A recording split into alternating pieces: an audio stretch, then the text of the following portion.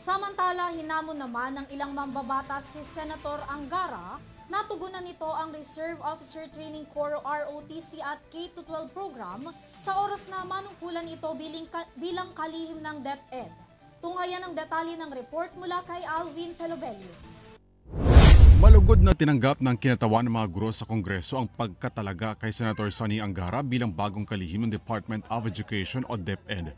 Ayon kay Assistant Minority Leader at Alliance of Concerned Teachers o ACT Teachers Party List Representative Franz Castro, hinahamon nila si Angara bilang kalihim ng kagawaran na tugunan agad ang lumalalang education crisis sa bansa.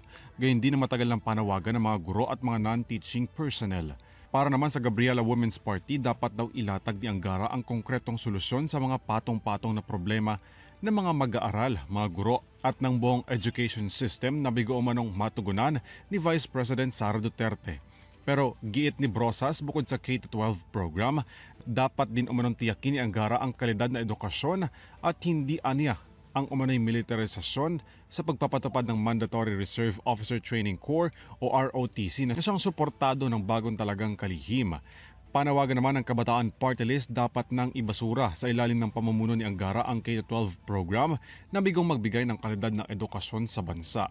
Hamon pa ng Makabayan Coalition sa bagong kalihim ng DepEd ang agarang pagtugon sa kakulangan ng classroom sa bansa at pag-review sa curriculum kabilang na ang mga regulasyon sa mga eskwelahan. Para sa EuroTV News, Alvin Pelobello sumasaludo sa bawat Pilipino.